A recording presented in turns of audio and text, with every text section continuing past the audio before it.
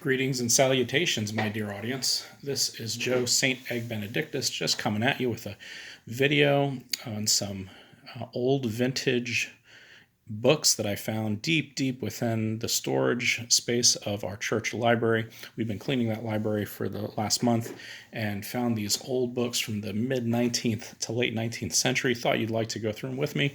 Just want to give a shout out to my pal Mike and to all of the visionaries and mystics out there. Thank you for tuning in. Hopefully we'll have fun over these next few minutes.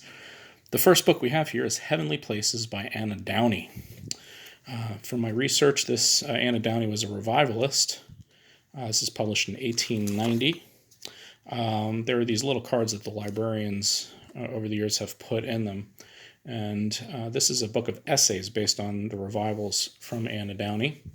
You can see the inscription is really pretty. Probably done by a fountain pen. Two inscriptions in here. Just really pretty. I think we've lost something in the art of penmanship over the years. We should bring it back. But as I mentioned, just a book of essays on various topical studies of different things like effectual prayer and things like that. Just a beautiful book, a nice book that'll go into my personal collection. I'm sure our library is well over 100 years old, so it was a nice find to dig out these old books. Okay, this book is 12 lectures to young men.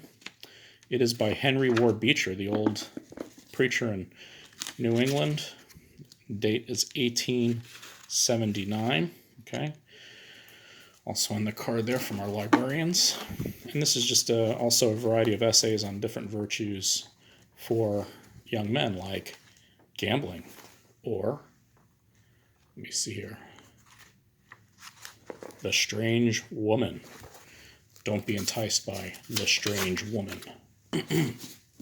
All right, next we have a book here. It's pretty lofty. Happy Homes and the Hearts That Make Them. Again, another book of essays on virtues and various life lessons. The date is 1882.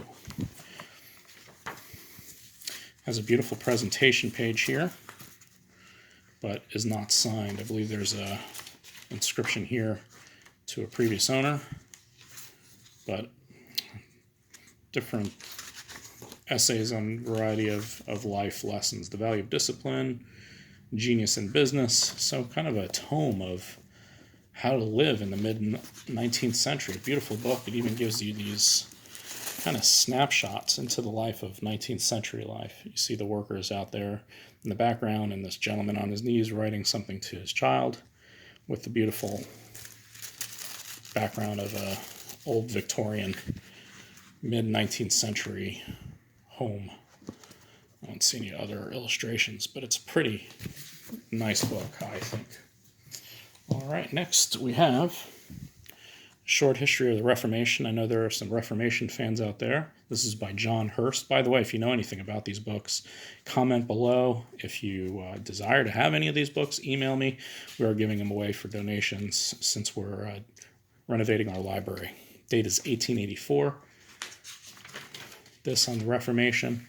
There's a nice imprint of Martin Luther. 1884 date right there. And just a nice short history of the Reformation.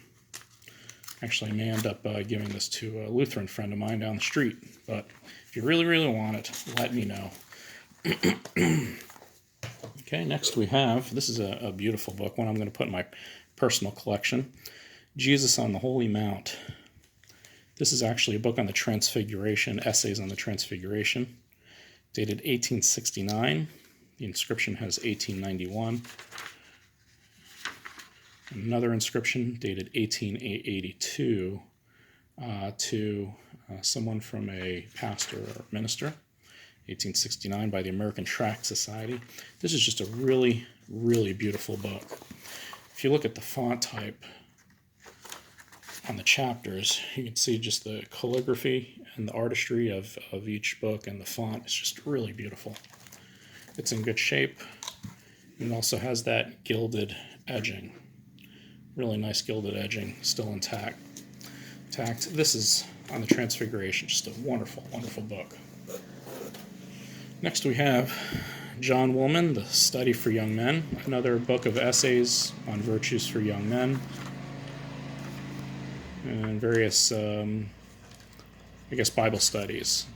Date is 1885 by John Woolman. Just a nice little book. This is Sketchbook by Washington Irving. It says Knickerbocker Classics. I haven't researched this yet. If you know anything about it, again, comment below.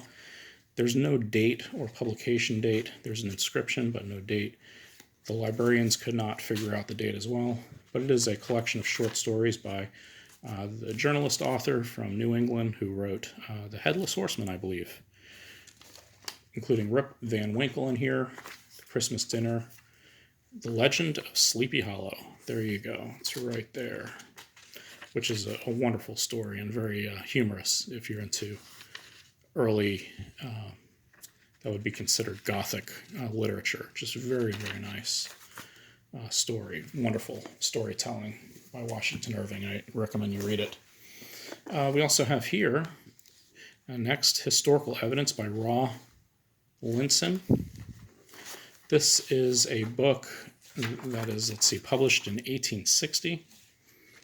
It has a seal there from the University of the State of New York, but also a name inscribed over it.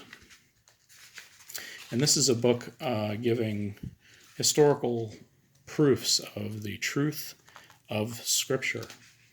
So when you look, it talks about the various formation of early Scripture, the formation of the Bible, and various philosophical arguments for Christianity. I believe it's early apologetics. So if you're in apologetics, let me know.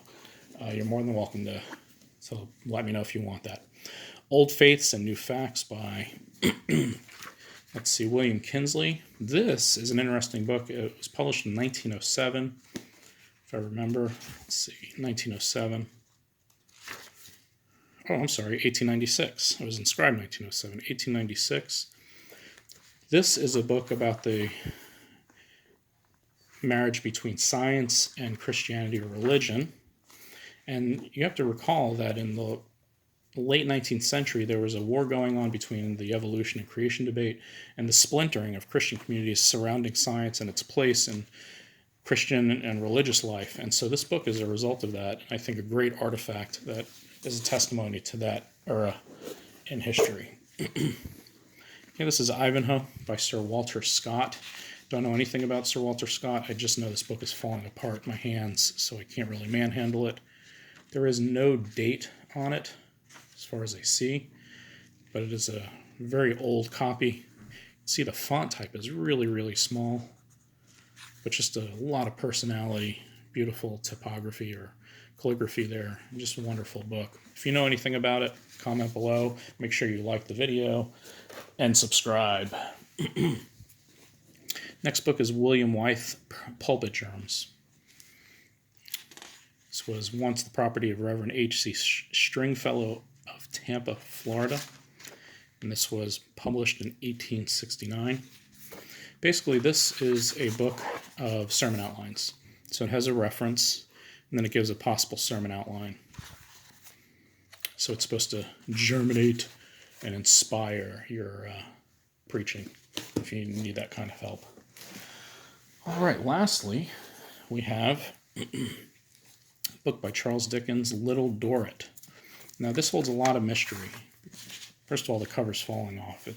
It fell apart when I picked it up. The card, according to the librarians, has this as a first edition, Little Dorrit by Charles Dickens. I am not so sure if it's a first edition. If you know anything about Charles Dickens, or if you're a Dickens fan, or if you know anything about the history of the publication of Charles Dickens and Little Dorrit specifically, let me know.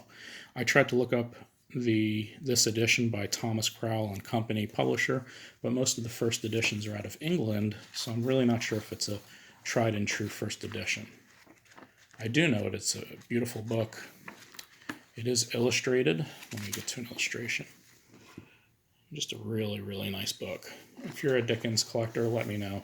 Like I said, we're willing to send these out or mail these out to reasonable locales if you'd like to make a donation for our library renovations. And we have one last book. This is an old King James Version Testament. It's dated 1860. Let me see if there's a date. The inscription says 1865. And you have that beautiful penmanship there.